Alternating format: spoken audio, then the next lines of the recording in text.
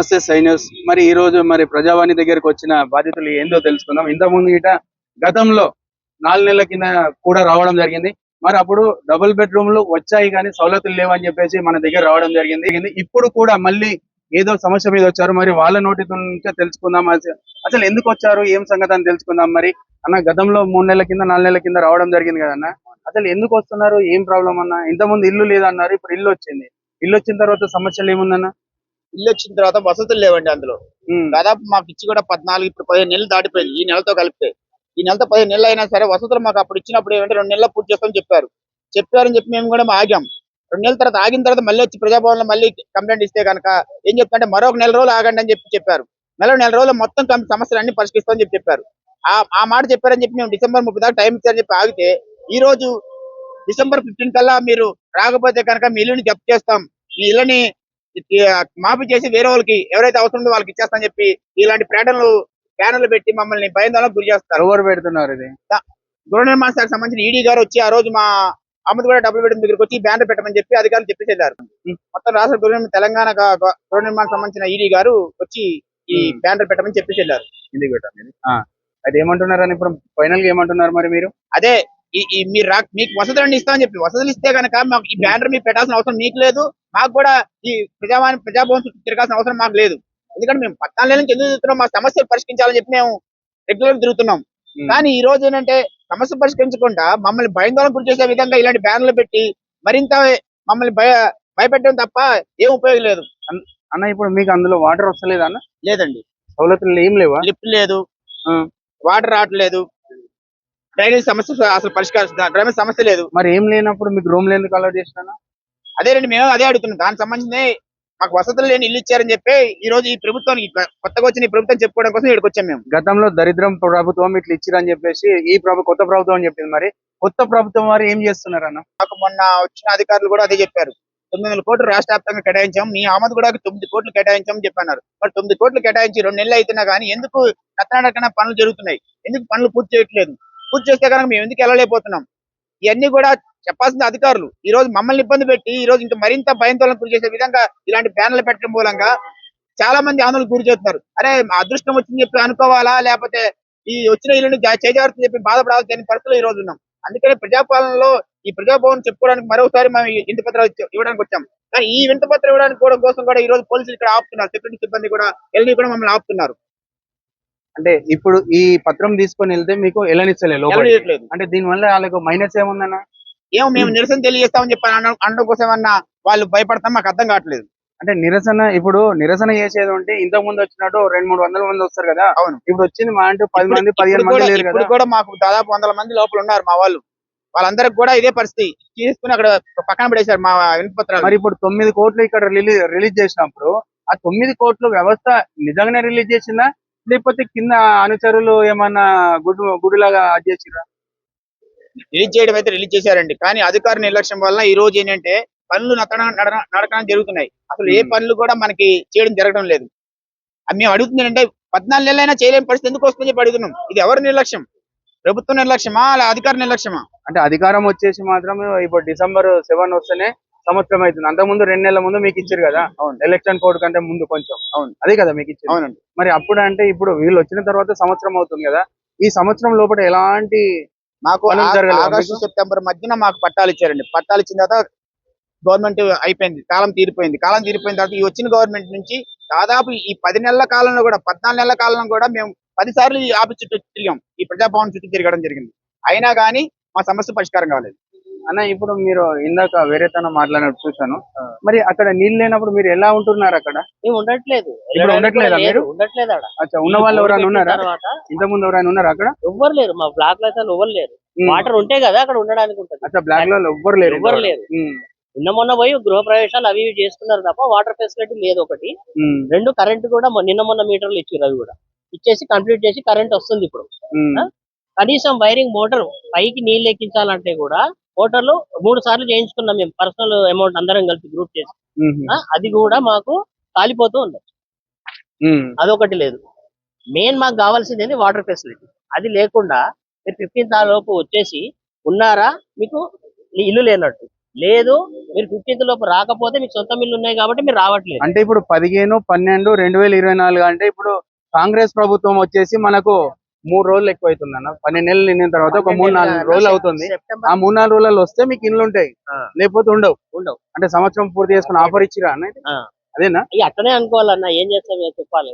ఇక వాళ్ళకి ఎట్లా అంటే మీరు రాలేదు అంటే సొంత మిల్లు ఉన్నాయి మీకు అందుకే రావట్లేదు. అవి మేము జప్తు చేసేసి వేరే వాళ్ళకి 3 లక్షల అప్లికేషన్లు ఉన్నాయంట వాళ్ళకి ఇస్తారంట. ఇచ్చిన వాళ్ళకే మీరు సరిగా సౌలతులు ఇవ్వలేనప్పుడు 3 లక్షల మందికి మీరు ఏడికెళ్ళి ఇస్తారు? ఏమంటే 9,000 కోట్లు ఖర్చు పెట్టినాం, 900 కోట్లు ఖర్చు పెట్టినాం, మీ అహ్మద్గూడకి 9 కోట్లు ఖర్చు పెట్టినాం అంటారు. ఫెసిలిటీ లేని, వాటర్ లేని ఏం చేస్తారు అక్కడ పోయి? అన్నిటికంటే ఇంపార్టెంట్ అనేది నాకు పిల్లల ఎడ్యుకేషన్. నువ్వు 15th dead line 12th 15th వరకు పెట్టి ఆ టైం కల్లా నువ్వు వచ్చేస్తే నీకు ఇల్లు లేనట్టు, అందుకని వచ్చినావు. మరి ఎడ్యుకేషన్ ఏం చేయాలి? కనీసం మాకు సమ్మర్ వరకు టైం ఇవ్వండి. అన్నిటికంటే ముందు వాటర్ ఫెసిలిటీ ఇవ్వండి. కరెంట్ అయితే వచ్చింది, వాటర్ ఫెసిలిటీ ఇవ్వండి. మోటార్లు మంచిగా పనిచేసేటట్టుగా వైరింగ్ అనేది కరెక్ట్ గా చేసి మీ వర్క్ మీరు కరెక్ట్ గా చేస్తే మేము రావడానికి ఎందుకు? మాకు 10,000 కట్టుకొని 8,000 కట్టుకొని ఉండడానికి. చూస్తున్నారు కదా ప్రజలారా, వీళ్ళ సమస్యలు ఇట్లున్నాయి. మరి ఇక్కడ కాంగ్రెస్ గవర్నమెంట్ ఒక విధంగా ఆలోచించాలి. వారు కూడా ఈ టైంలో ఎవరైనా ఈ స్కూల్ నుండి తీసేసి వచ్చేసి మరి మనకు ఎవరైనా ఇల్లు షిఫ్ట్ చేయడానికి అనుమతులు ఎవరైనా ఇస్తారా? లేకపోతే క్లాస్ వాళ్ళకి ప్రాబ్లం కాదా? ఈ స్కూళ్ళలో ప్రాబ్లం కాదా? మరి అక్కడ విద్యా సంస్థ వారికి ఇట్లా ఒప్పుకుంటారా? ఇక్కడికి వెళ్ళి అక్కడ తీసుకొని వచ్చేస్తే మరి ఒకసారి ఈ మన ప్రభుత్వం ఆలోచించాలి. అన్న, గతంలో 3 నెలల కింద 4 నెలల కింద రావడం జరిగింది కదన్న, అసలు ఎందుకు వస్తున్నారు? ఏం ప్రాబ్లం అన్న? ఇంతకుముందు ఇల్లు లేదన్నారు, ఇప్పుడు ఇల్లు వచ్చింది. ఇల్లు వచ్చిన తర్వాత సమస్యలు ఏముందన్న? ఇల్లు వచ్చిన తర్వాత వసతులు లేవండి అందులో. దాదాపు మాకు ఇచ్చి కూడా 14 ఇప్పుడు 15 నెలలు దాటిపోయింది ఈ నెలతో కలిపితే. ఈ నెలతో 15 నెలలు అయినా సరే వసతులు మాకు అప్పుడు ఇచ్చినప్పుడు ఏమంటే 2 నెలల్లో పూర్తి చేస్తామని చెప్పారని చెప్పి మేము కూడా ఆగాం. 2 నెలల తర్వాత ఆగిన తర్వాత మళ్ళీ వచ్చి ప్రజాభవన్లో మళ్ళీ కంప్లైంట్ ఇస్తే కనుక ఏం చెప్తారంటే మరొక 1 నెల రోజులు ఆగండి అని చెప్పారు. మరో 1 నెల రోజులు మొత్తం సమస్యలు అన్ని పరిష్కరిస్తామని చెప్పారు. ఆ మాట చెప్పారని చెప్పి మేము డిసెంబర్ 30 దాకా టైం ఇచ్చారని చెప్పి ఆగితే, ఈ రోజు డిసెంబర్ 15 కల్లా మీరు రాకపోతే కనుక మీ ఇల్లుని జప్తు చేస్తాం, మీ ఇళ్ళని మాఫీ చేసి వేరే వాళ్ళకి ఎవరైతే అవసరం ఉందో వాళ్ళకి ఇచ్చేస్తామని చెప్పి ఇలాంటి బ్యానర్లు పెట్టి మమ్మల్ని భయాందోళనకు గురి చేస్తారు. ఎవరు పెడుతున్నారు ఇది? గృహ నిర్మాణ శాఖకు సంబంధించిన ఈడీ గారు వచ్చి ఆ రోజు మా అహ్మద్గూడ డబుల్ బెడ్రూమ్ దగ్గరికి వచ్చి బ్యానర్ పెట్టమని చెప్పి అధికారులు చెప్పేసి వెళ్ళారు. మొత్తం రాష్ట్ర తెలంగాణ గృహ నిర్మాణం సంబంధించిన ఈడీ గారు వచ్చి ఈ బ్యానర్ పెట్టమని చెప్పేసి వెళ్ళారు. ఇందుకు పెట్టండి. అది ఏమంటున్నారు అని ఇప్పుడు ఫైనల్ గా ఏమంటున్నారు మరి మీరు? అదే మీరు మీకు వసతులు ఇస్తామని చెప్పి, వసతులు ఇస్తే కనుక మాకు ఈ బ్యానర్ మీకు పెట్టాల్సిన అవసరం మీకు లేదు, మాకు కూడా ఈ ప్రజాభవన్ చుట్టూ తిరగాల్సిన అవసరం మాకు లేదు. ఎందుకంటే మేము 14 నెలల నుంచి ఎందుకు తిరుగుతున్నాం? మా సమస్యలు పరిష్కరించాలని చెప్పి మేము రెగ్యులర్ తిరుగుతున్నాం.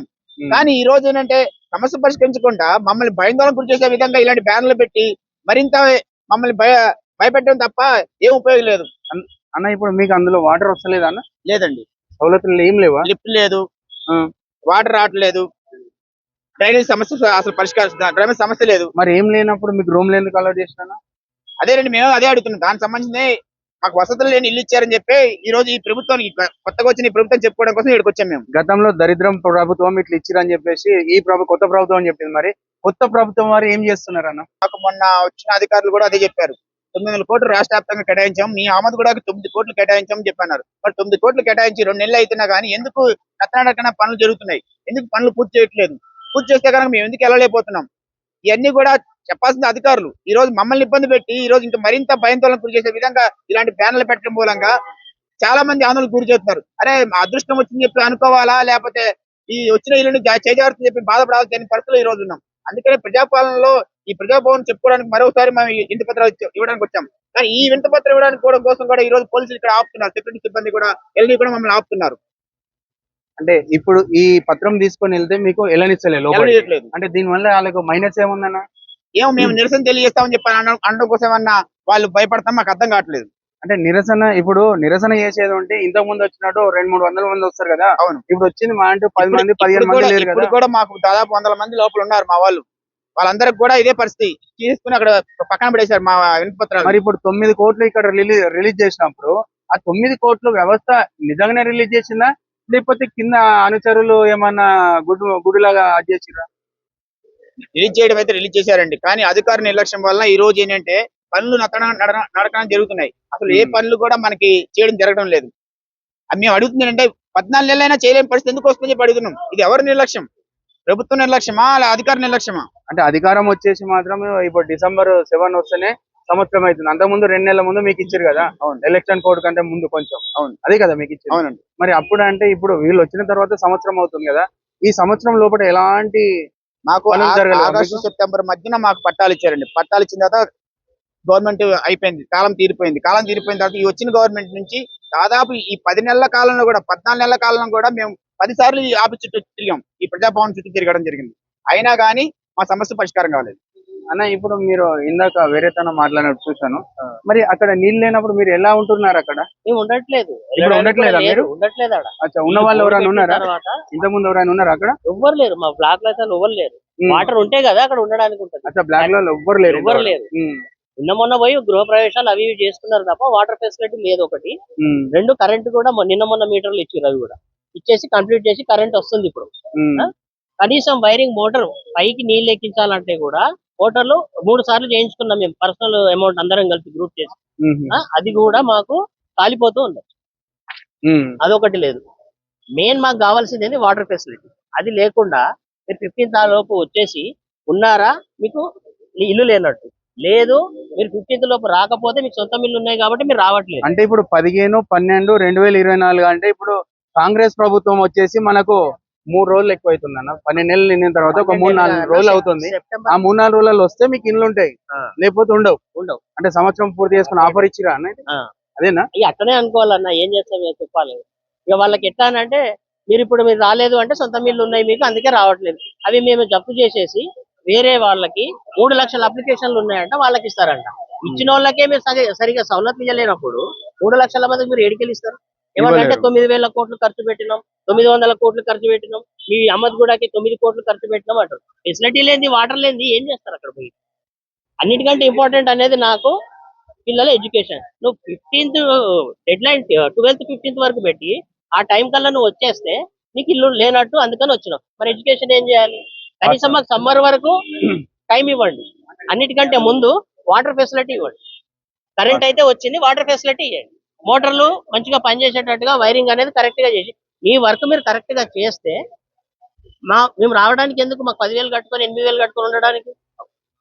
చూస్తున్నారు కదా ప్రజలారా, వీళ్ళ సమస్యలు ఇట్లున్నాయి. మరి ఇక్కడ కాంగ్రెస్ గవర్నమెంట్ ఒక విధంగా ఆలోచించాలి. వారు కూడా ఈ టైంలో ఎవరైనా ఈ స్కూల్ నుండి తీసేసి వచ్చేసి మరి మనకు ఎవరైనా ఇల్లు షిఫ్ట్ చేయడానికి అనుమతులు ఎవరైనా ఇస్తారా? లేకపోతే క్లాస్ వాళ్ళకి ప్రాబ్లం కాదా? ఈ స్కూళ్ళలో ప్రాబ్లం కాదా? మరి అక్కడ విద్యా సంస్థ వారికి ఒప్పుకుంటారా? ఇక్కడికి వెళ్ళి అక్కడ తీసుకొని వచ్చేస్తే మరి ఒకసారి ఈ మన ప్రభుత్వం ఆలోచించాలి.